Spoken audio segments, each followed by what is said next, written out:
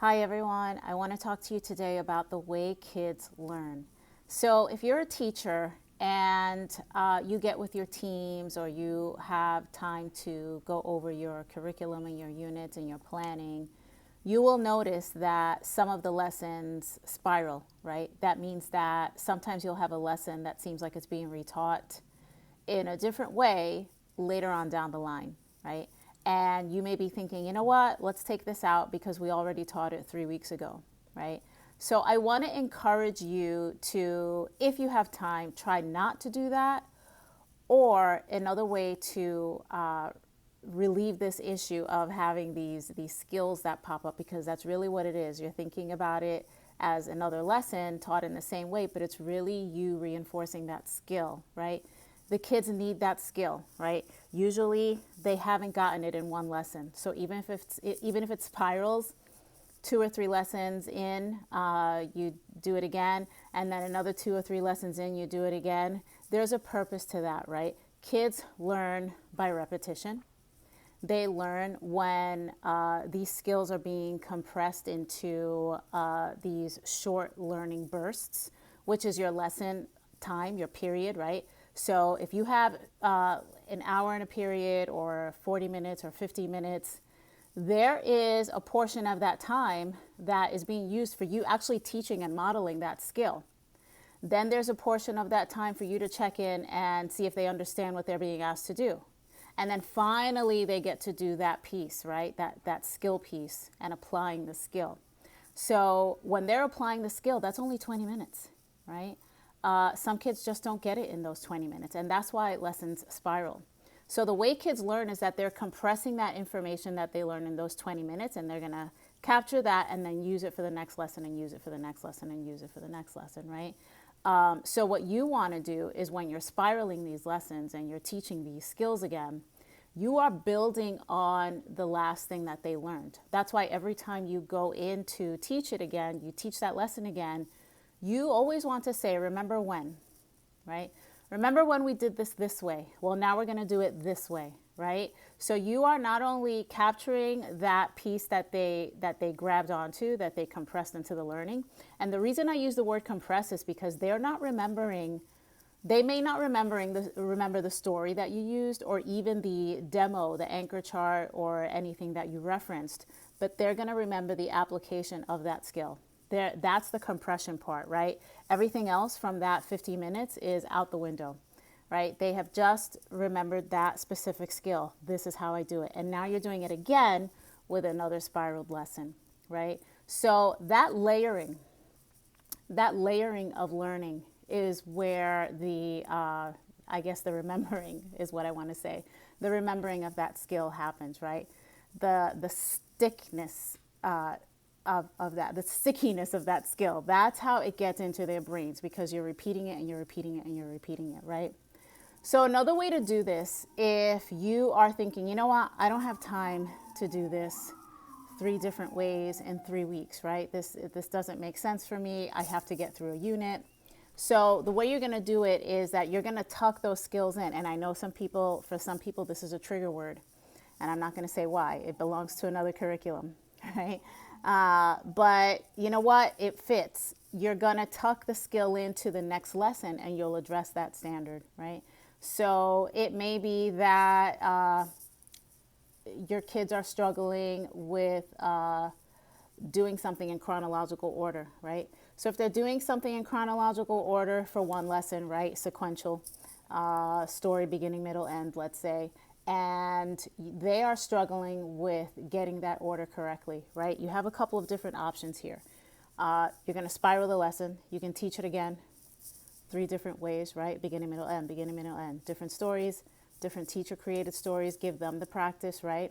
You can have centers. You can throw pieces of stories, right? Beginning, middle, end in strips so that you're chunking it, right? You're chunking all of these pieces of the story. Make it simple. Don't add a lot of fluff. Beginning, middle, end, just mix them all up, right? The kids have to figure out which ones belong to which. Don't just put the 3 pieces of the one story on a table, right? You're going to mix it up. Put in a couple stories, right? A couple stories that they've read, right? So that retention skill And now they have to now apply that skill of putting it beginning, middle, end, putting it in order, in sequential order, right? And then you're going to challenge them to write their own story, right? Beginning, middle, end, right? So there's that practicing of that skill, right? So you've compressed the skill by teaching it. Now you're layering the skill by doing all of these other things and by spiraling those lessons. If you cannot spiral lessons, you really want to try to layer in, tuck it in, right? Because that layering is where they're going to learn. Years from now, when they're in, middle school, high school, or wherever they're at, they may not remember the story. They may not remember how you taught. They may not even remember your name, but they're going to remember how to put things in sequential order, right? And so you should use that sort of rule of thumb for every lesson, or every skill, I should say, that you're teaching. Think about the standard. What's the standard that you're trying to meet here? What's the skill that you're trying to assess by the end of the lesson?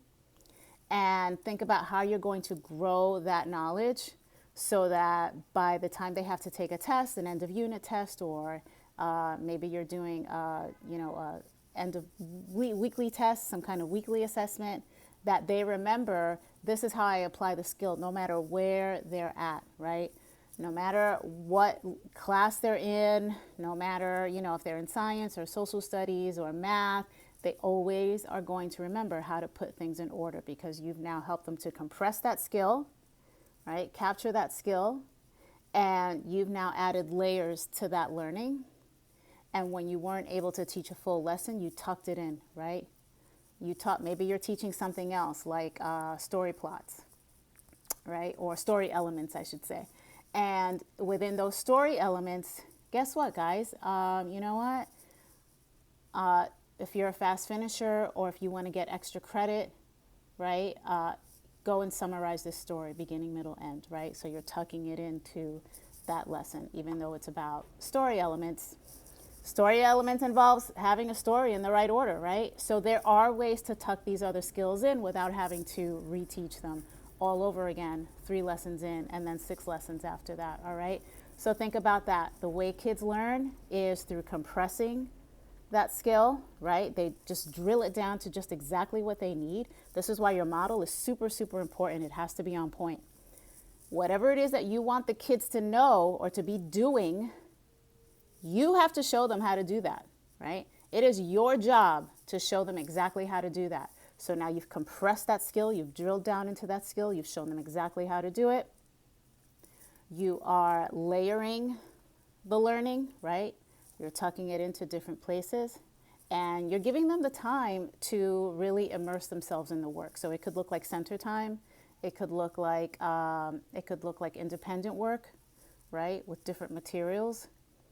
Okay, as long as they're applying the skill, it doesn't always have to match whatever book you have for the model, right? I actually do not encourage that at all. Whatever you use for the model, or for your anchor charts, for your demo charts, for your demonstration charts, I would encourage you to give kids different things, right, to apply the skill that you just taught them to, so that you can see if they can do this independently, right, without this crutch of your anchor chart, graphic organizer. Your lowest kids should have a graphic organizer, not all of your kids, okay? Your average, your on level, your high level, those kids should not have a graphic organizer, right? Because the more you use a crutch, the further away you're getting from that compression of knowledge and that layering of knowledge, right? Because guess what? The next teacher may not use a graphic organizer, and then what are you going to do, right? If they're not doing well, maybe in the next year, it could be in the next period, it could be in the next year, right? They're not always going to have a graphic organizer as a crutch academically, right? So think about that. Who really needs it? And also think about when you can take it away, right? Your biggest bang for your buck is compress that knowledge into exactly what you want them to learn, and then start layering it. Tuck it in, tuck it in, tuck it in everywhere you can, and you'll see that they will start remembering things super quickly, and you'll have like really fast learners, okay? All right, I hope that makes sense, and any comments, questions, reach out. Bye.